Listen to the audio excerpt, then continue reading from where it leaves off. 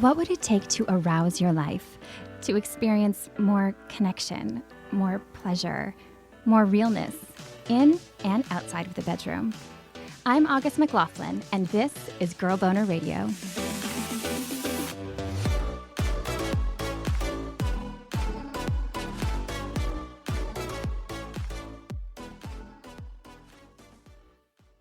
Just big surprise and like, wow, okay, what's happening?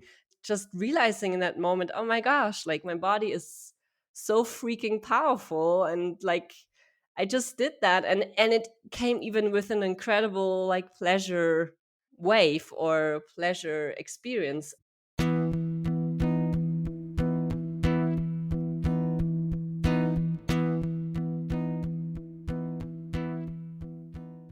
Mariah Freya is the co-founder of the sex ed platform Beducated, and her journey to that work has involved plentiful ups and downs, fueled by curiosity, libido challenges, and a mighty sexual breakthrough.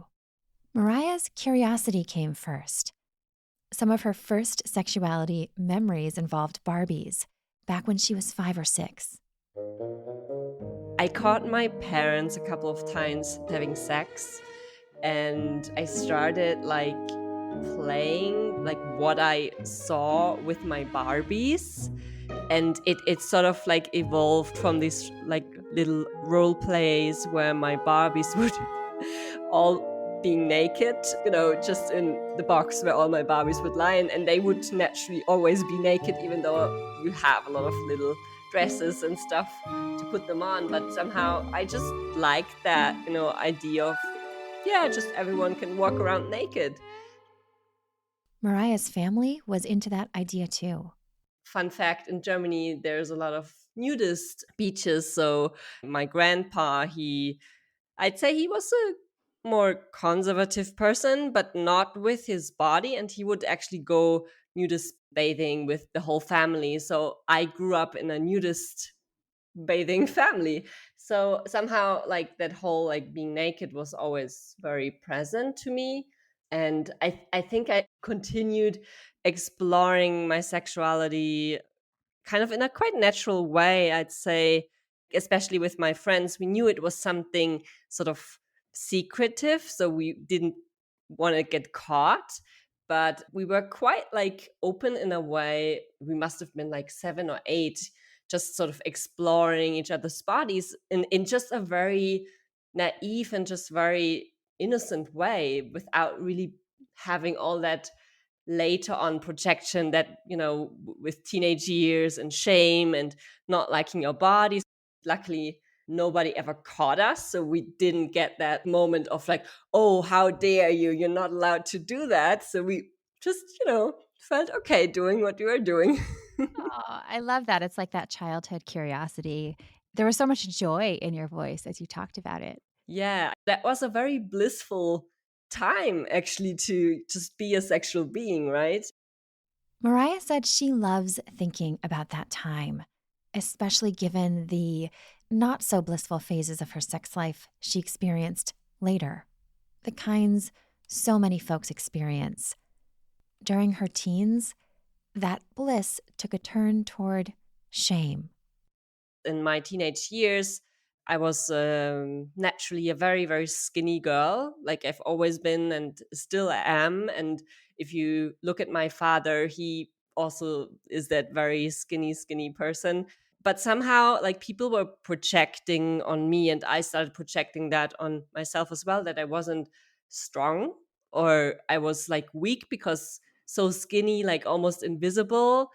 So I sort of started in my teenage years to connect that also with my sexuality, that I simply wasn't strong, powerful, orgasmic, like just blank pretty much. Those ideas bled into her sexual experiences in adulthood too, affecting her desire for sex and her relationships, including with her longtime partner, Philip, who she's still with today. Early in their relationship, Mariah noticed a familiar pattern unfolding. It was sort of like we were in for a couple of years in our relationship, and things would slowly start to get flat, how they would usually go in my past relationships as well. Like in the beginning, exciting, but then like kind of quite quickly, I would kind of grow cold and just like not the love, but just like my body wouldn't crave for more. That challenged us in the relationship just because he was just in a different level of libido, and then how much he would want that to have with me and celebrate that with me. That same kind of scenario had played out about 6 months into most of her relationships, and she really tried to navigate it well with Philip. How are you managing that during that time?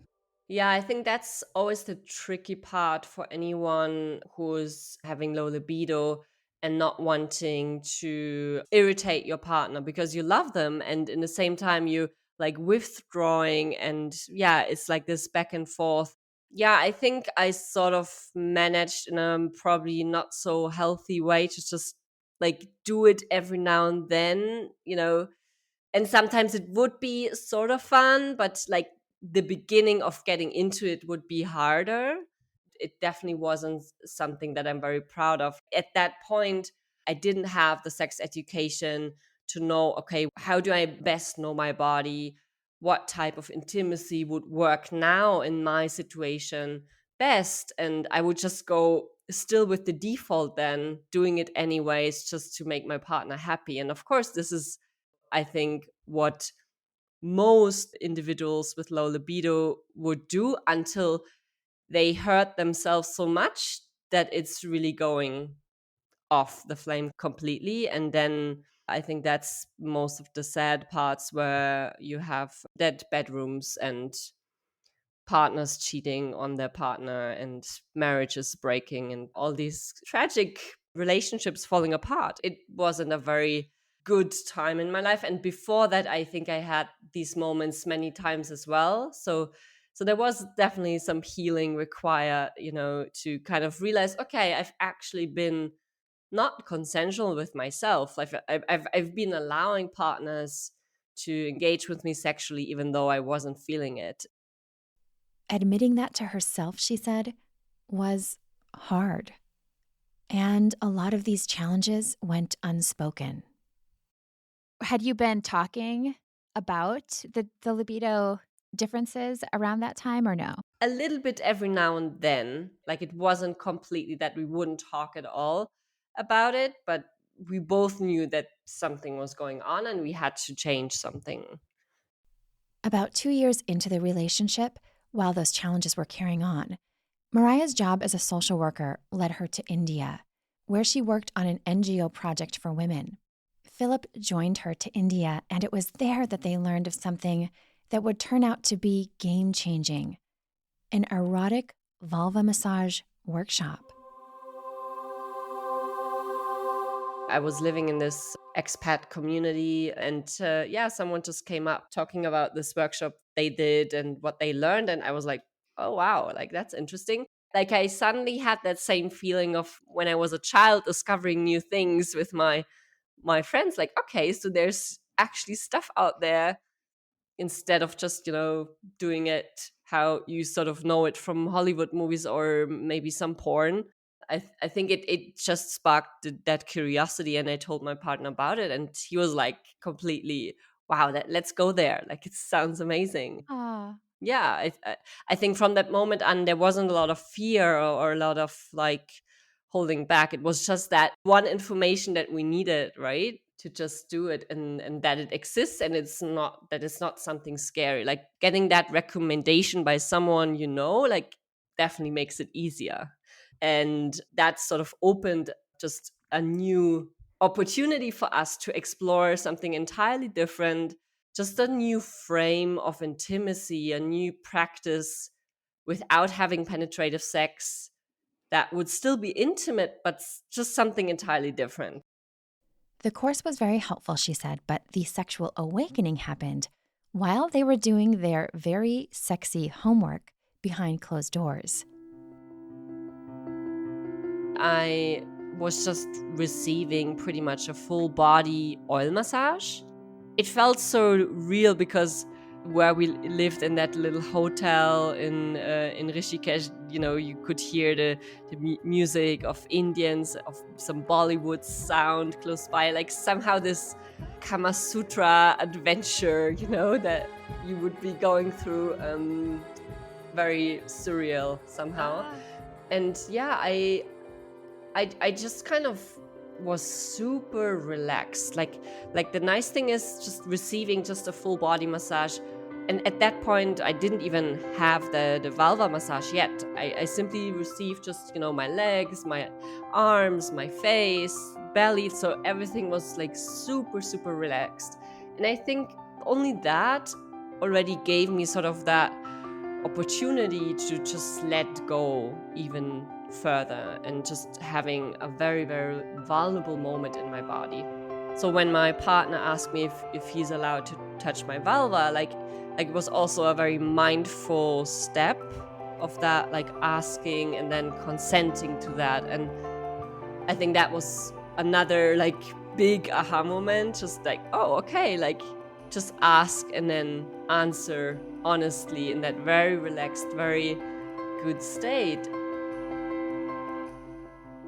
And that's when everything started to shift for Mariah. Now she was being very honest and consensual with herself, as well as with Philip. So with that consensual touch and then further also penetration, so outside massage of the vulva, but also inside massage of the vaginal canal and G-spot area and cervical area, I suddenly realized that I haven't really explored it in that way. I was still scared of penetration somehow because it just felt very strange, and I didn't really know, like nobody would tell me about it. Like, am I even allowed to go so deep? So yeah, just that moment of sort of learning step by step and exploring the outside, the inside parts, stretching the labia, pressing it, like rubbing it, finding new ways of just pleasing it.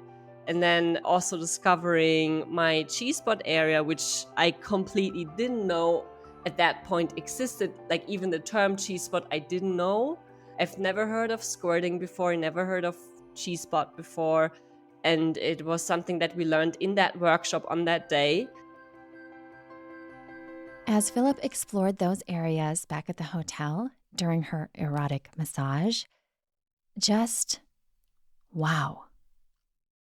Suddenly, I just felt this sort of pressure, like bearing down sensation, almost like you have to pee, but it's not really pee. And either you let go of that sort of pressure and just release and then gush and just squirting all over the bed and just big surprise and like, wow, okay, what's happening?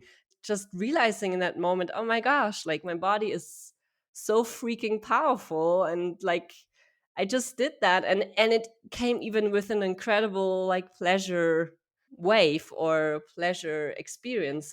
And I think that was for me definitely the key aha moment to see sex education as something that's not just for my own pleasure and my partner's pleasure, but as like a tool for real empowerment. So my social worker brain also kicked in, like, okay, we have to do something about this. Starting with continuing her own journey first, she said. She knew that healing remained around her libido challenges and that disconnect that she'd had from her own body's pleasure. The awakening she experienced during that massage also led her to grapple with some sexual trauma. Later on, I realized that I was also sexually assaulted a couple of times, just not having that awareness for it. And then once you dig in it, you suddenly unfold and uncover things you didn't know you actually had experienced, but you did. And then you, of course, just cleaning up the mess and owning it properly. Gradually, Mariah found that healing and a lot more pleasure too. Obviously, this changed the course of your life in so many ways. How did it impact your desire? It definitely kickstarted something new. I also stopped taking the anti-baby pill in like Birth control? these, yeah, birth control in this following months, which I think had an extra boost on my hormonal levels anyhow, which, I mean, you can now read more and more studies around birth control, anti-baby pill being, yeah, really not a great way for especially women in teenage years, because it can cause a lot of depression, low libido, especially if you're already having like a low libido. Like, it diminishes pretty much the rest of what's left. It's sad because, I mean, it's definitely a powerful way of protecting yourself against pregnancy, but yeah, I didn't saw it as worth it, so we found the condom again, and that worked really well. And yeah, I think there are many ways of protection for sure. And they affect people differently too, right? So, like, if one pill is not working for you, I feel like there's so many choices, and a lot of times it's just like, "Okay, I'll take that one," and we don't even get the information about all the things that can happen, and also not to accept the things that Yeah. aren't going And well. especially if you're starting in your teenage years, like you're just starting out, Yeah. and so you don't see the before after effect. And if you're taking birth control pill, until your 30s, you have no idea how sex life feels without Without it. it. And It's so true. Like, yeah. before your desire really is part of your life, it's kind of it can Yeah. be Yeah. masked. That's such a good Yeah, so point. so coming back to your question, with there were many sort of impulses from the outside, from the inside, from this key experience that just completely opened me up in a different way. But I think I still live with like simply a lower drive, just because that's more of my nature. But I know now, how to handle it, how to talk about it with my partner, how to also get myself into a mood, and especially not to break consent and being truthful with myself. Were you able then to know what you wanted more, or were you able to ask for certain things, or maybe just move your body in different ways? Did it impact the actual, like, physical steps you were taking during sex? Not to be so, like, Mm. mechanical, but Yeah, yeah, I think so. I, for example, realized that I would usually just be very passive and just lie on my back and sort of let it happen. And obviously, like in a dance, if you're just standing and your partner is trying to dance, it's not working. Like, you have cold feet, you're like stiff, you're cold, no passion is flowing, no pleasure is flowing. So you need to really move. I think in the massage, for example, my body got warmed up through the massage. So what I think I know now is I need to move my body beforehand. I need to waken it up, get like my juice flowing, my blood flow, heart, and get it all up. And then with that movement, sort of that drive it's jump started, and then you can take it from there. I think that was quite a big revelation. No more just lying there and letting it happen, she said. And that applies to Mariah's sexual discovery journey today, too. Not just sex itself, but staying open to changes in her life and desires. And while she's reckoned with realizations around those early harassment experiences, the ones that lowered her libido early on, she likes looking forward. Now I'm a mother, I have two young kids, like I've went through birth and what that means to your sex life, what kids mean to your sex life. So like I'm now in a different sexual life cycle that I was before, when I sort of kickstarted my sexual empowerment journey. I'm still discovering new things and trying out new things that work for me today. So I feel like it's like a lifelong journey. And I think with those feelings, I think it was good to go backwards and feeling those emotions like anger and frustration and more like sadness, I guess. But I do like more to look forward. And there is definitely in my healing journey some steps where I went to a sex therapist, a psychotherapist, and just working through these things that sort of helped me then to kind of put a a check on that. And for now, it's good to kind of tuck it away. And I know it feels a little bit undusted. It's a little bit cleared up, but it's not like continuing to influence my life at this point, because there's so many other things and challenges Yeah. that influence my sex life today, but that's not rooted in my sexual assault experience, but just, yeah, because life as a mom and as an entrepreneur is just a different thing, and you navigate with different time available for your sex life. So it's fun to get creative on your schedule. Similar creativity has allowed Mariah and Philip to build Beducated into this hugely robust library of sex education. It's something that her vulva massage awakening planted a seed for, though it didn't evolve right away. For about 2 years after the massage experience, the couple explored the whole sex-positive world. They took various workshops and they worked with all different teachers. Then about 9 years ago, Mariah started a sex ed blog. And about 4 years after that, they launched Beducated, which she described like this. I think it's a great space to start out if you haven't been to a sex positive event, or if you haven't worked with maybe a sex coach before or a therapist before.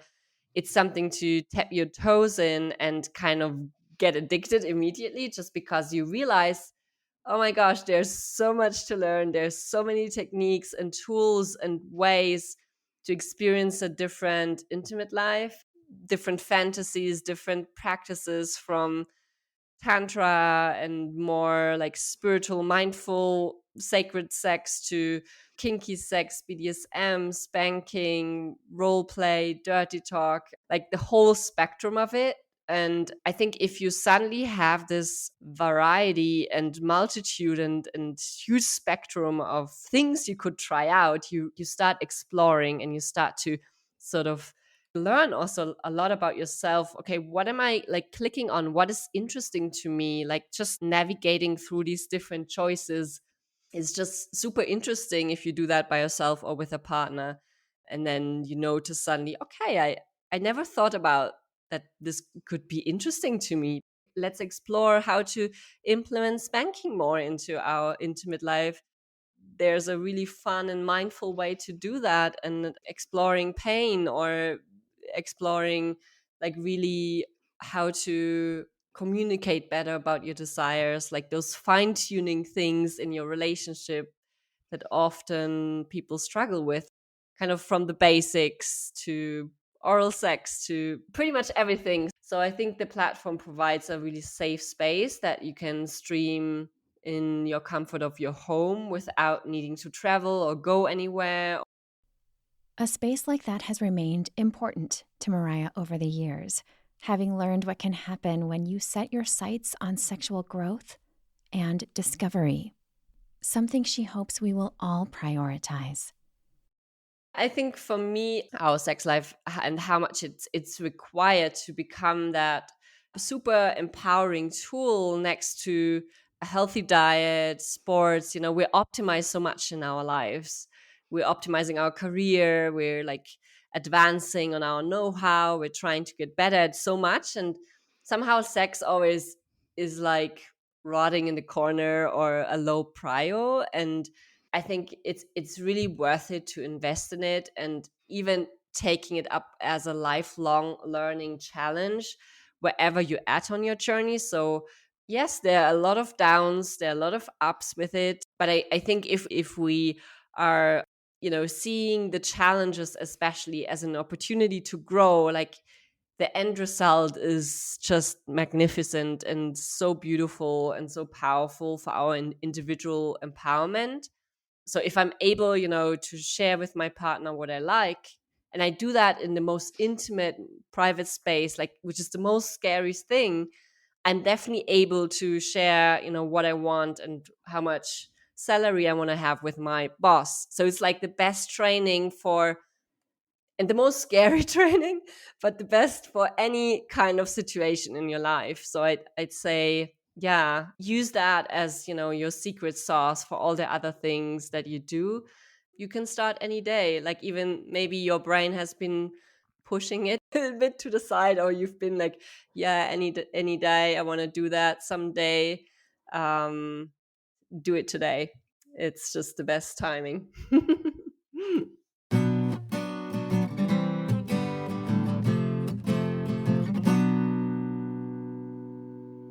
If you're enjoying Girl Boner Radio, I would so appreciate a rating and review on Apple Podcasts or the iTunes Store. Thank you so much for listening.